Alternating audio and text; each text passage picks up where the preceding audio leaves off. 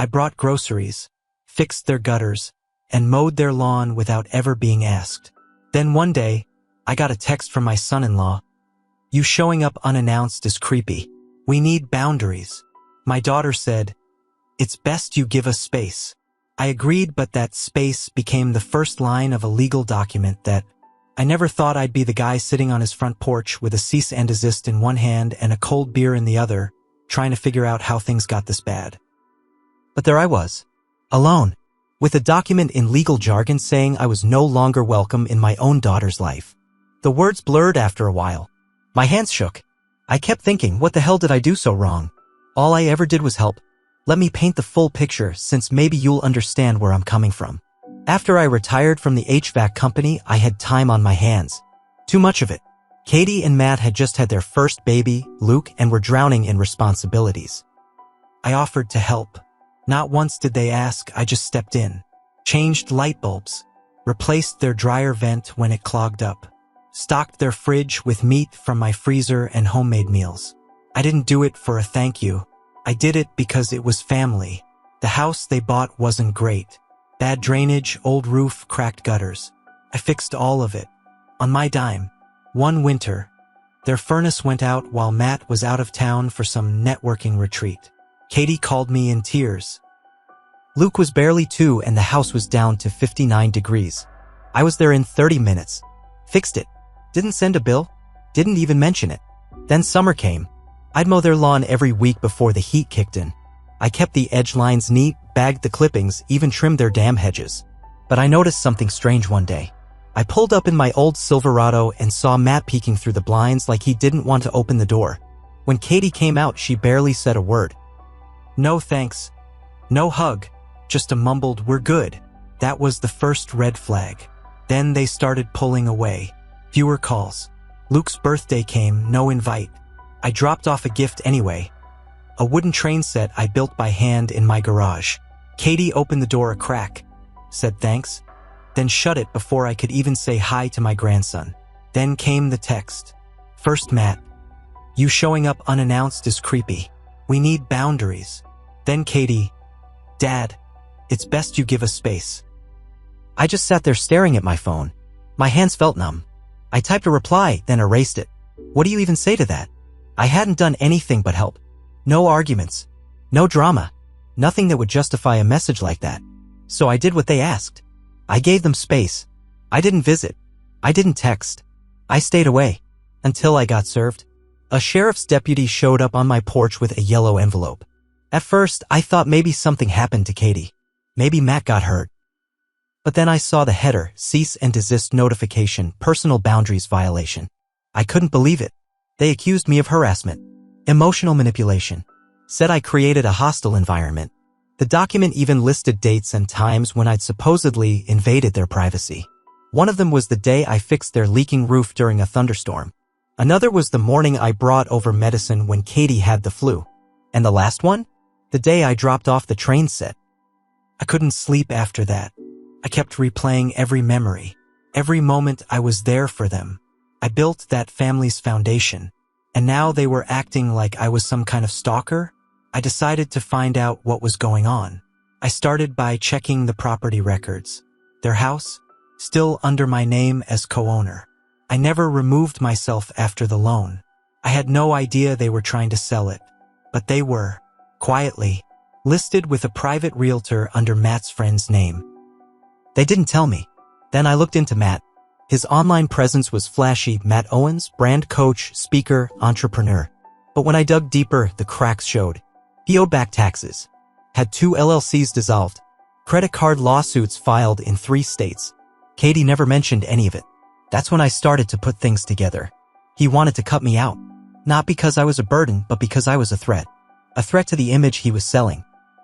He didn't want an old HVAC guy poking around, asking questions, or, God forbid, reminding Katie where the money came from. So I made a decision. If they wanted space, I'd give it. But I wasn't gonna let them take advantage of me, rewrite history, and make me the villain in a story I built from scratch. I started documenting everything. Copies of receipts, emails, photos of repairs. Every time I put money into that house, every time I bailed them out. I even had an old voicemail from Katie thanking me for being the only reliable person in her life. I wasn't going to fight with them, but I was going to protect myself, and I was going to make sure the truth came out. I wasn't out for revenge. Not at first. I just wanted to know why. Why my daughter turned on me. Why a man I helped support was trying to erase me like I was some crazy neighbor instead of the guy who gave them the roof over their heads. I started keeping records, like I said. I made copies of bank transfers every time I bailed them out with utilities or gave Katie grocery money when Luke was born. I printed the photos I took while working on their house, photos I used to post on Facebook with pride. I didn't know I'd be using them to prove I wasn't some unhinged intruder. Then, something strange happened. A week after I got the legal notice, I got a call from Katie's old friend, Molly. I hadn't heard from her in over a year. She sounded nervous. "Mr. D, you okay?" She asked. "I'm holding up," I told her. "Not sure why you're calling, though." She hesitated. "I didn't know how to tell you, but I figured you should know. Matt's been saying things about you, telling people you're unstable, that you showed up at the house drunk, that you screamed at Katie in front of Luke." My heart dropped. I didn't drink, not a drop since my wife passed, and I've never, not once, raised my voice at Katie in anger. Never. "I'm sorry," Molly said. "He told a few of us at that neighborhood barbecue last month." I didn't believe him, but Katie didn't deny it either. It hit me then. Matt wasn't just trying to cut me out.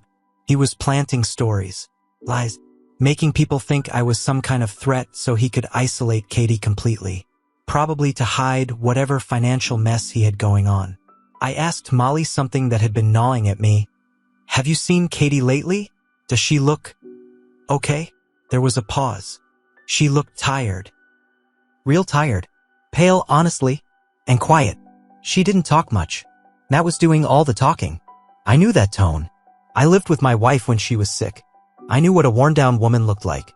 But this wasn't sickness. This was control. That's when the real plan came together in my head.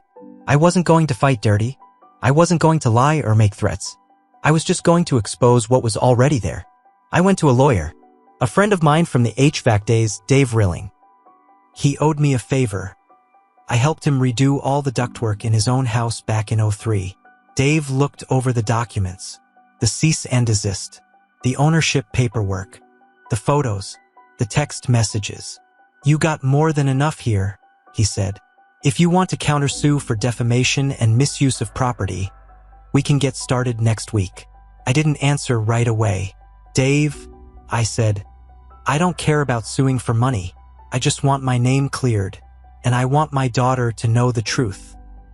He leaned back in his chair. "You realize you could force a sale of the house, right? You're still on the deed. Co-owner. If you file, it'll get ugly. Fast." I looked him straight in the eye, then let it get ugly.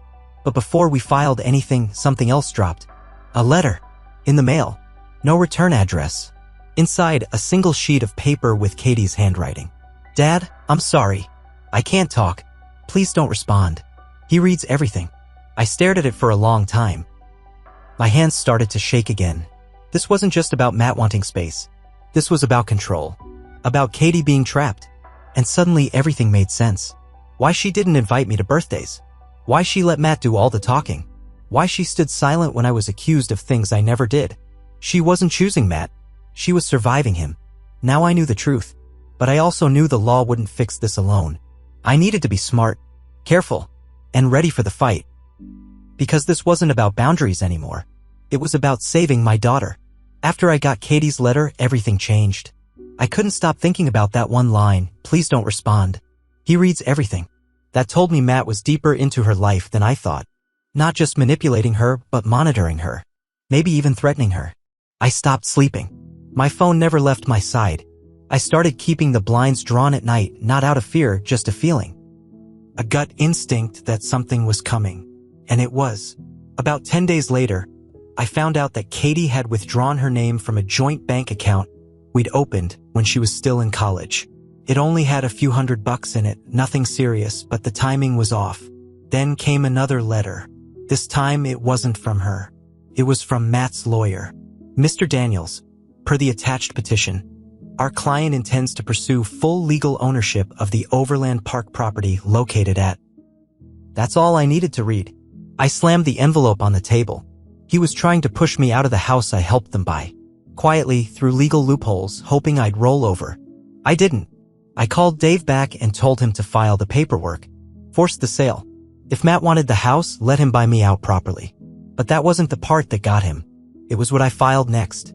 A notice of interest to Katie's old college fund, which I had never officially closed. I still had access to the linked email. Through it, I found something unexpected. Katie had been trying to apply for housing assistance. Quietly. Under her maiden name. That didn't make sense unless she was planning to leave him. But the application stopped halfway through. Then I remembered something. A burner phone I'd given her 2 years ago. I'd hidden it in a kitchen drawer just in case she ever needed to call me and Matt was being controlling. It was a silly idea back then, more of a dad thing, but I figured she'd thrown it out. I drove out to the house early one morning. I didn't get out, just parked 2 houses down. I watched the garage door open. Matt left alone. He had a duffel bag in his trunk, too big for a day trip. I waited an hour after he left. Then another. No cops came. No neighbors peeking out. It was now or never. I walked to the front door and rang the bell. Katie opened it halfway. Her face looked thinner. Eyes red. She didn't look surprised. Just tired. Are you safe? I asked. She looked over her shoulder. Then she nodded. Barely. I found the burner phone, she whispered. It still works. But I had to hide it in Luke's old diaper bag. I couldn't believe she still had it. I didn't send the legal stuff, she added. He did it all. Said if I didn't go along with it, he'd take Luke and make sure I never saw you again. That was it. That was all I needed. We didn't talk long. I didn't step inside. I didn't want to break any laws. But before I left, I gave her a folder. Inside, copies of every document, every photo, every lie he'd built. She took it, her hands trembling. I've got people who can help, I said. But you've got to be ready to leave. She nodded, then shut the door. 2 days later, she used the burner phone. She called me at 2:14 a.m. He knows, she whispered. He found the folder. I think he's leaving town. What about Luke? I asked. He took him to his parents' house in Springfield. Said it's safer there while things calm down. I stayed calm on the phone. But inside I was burning. That night I made calls. Dave connected me to a woman he knew, divorce attorney specialized in abusive partner cases. She moved fast. We had a court date set within 5 days. Emergency custody petition. Based on the letter, the voice call, and a witness statement from Molly, who finally agreed to speak up. But Matt wasn't stupid. He saw it coming. That's when he pulled the twist I didn't see coming. He filed a restraining order against Katie. Claimed she was mentally unstable and unfit to parent. Said she left knives in the sink on purpose and tried to poison his food. All lies. All designed to keep her locked down. He brought in 2 witnesses, his cousin, and some fake therapist. Both backed his story. And just like that, Katie was on the defense. I'd never seen her so broken. But she wasn't alone. Because while Matt thought he was playing the system, I had started digging even deeper.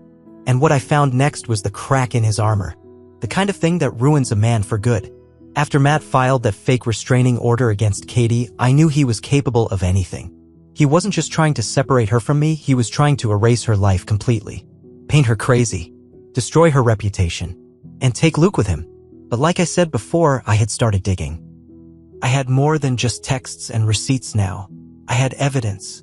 It started with Matt's online presence. The flashy business pages, his motivational coaching brand, all that garbage. But none of it added up. Too clean. Too rehearsed. And no real business activity behind the scenes. Just buzzwords and fake testimonials. So I paid a private investigator. A guy Dave knew. Not cheap, but worth every cent. And what he found, that was the nail in Matt's coffin. Turns out Matt had a second phone. Under a different name. He used it for business trips, mostly to Tulsa and Omaha. But the phone didn't just have hotel bookings. It had photos, messages, transfers. Matt was cheating. And not just cheating, he was living a double life. Another woman in Tulsa. They had an apartment together. She thought he was single. No kids. He even told her his parents were dead. But the real kicker? He'd been wiring small amounts of money from Katie's joint account to this woman for months. Almost $20,000 total. Disguised as business investments. I printed every transaction. Every photo. Every text. I built a binder so thick it needed rubber bands to hold it shut. I didn't tell Katie right away. Instead, I handed everything over to the attorney helping us. She looked through it page by page. When she finished, she said, "This isn't just divorce material. This is criminal." And she was right. We filed everything with the court. Bank fraud, identity manipulation, financial abuse, child endangerment, the works. Katie got an emergency hearing. The judge saw the binder, heard the recordings, even read Katie's handwritten letter out loud in court. Matt didn't show up, but his lawyer did and looked like he wanted to crawl out of his own skin.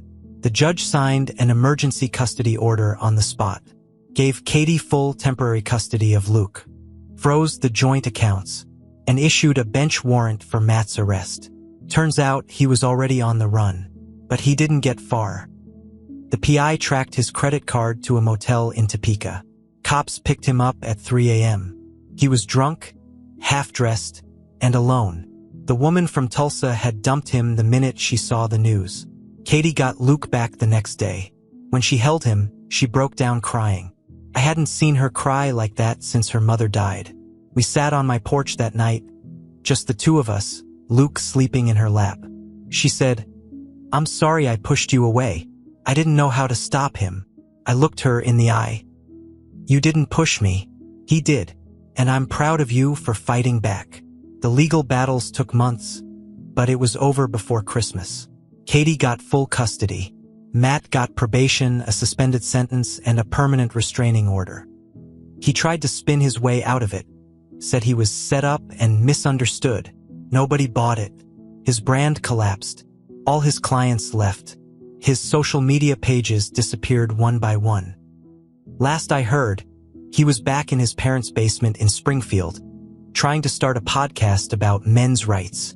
As for Katie, she changed her number, went back to her maiden name, got a small apartment for now, and is taking classes to be a licensed counselor, helping women in abusive relationships. Luke's doing fine. He's 4 now, loves trains. I built him another set from scratch, stronger this time. He calls me Papa Dan. As for me, I'm good. I stopped trying to understand why people betray the ones who love them. Some people are just cowards who can't face their own failures, so they control, lie, and destroy. But the truth has a way of clawing its way out. And when it does, it burns everything fake down to ash. Matt tried to erase me, but in the end I erased him. And this time I didn't need to lift a finger. Just showed the truth. That was more than enough.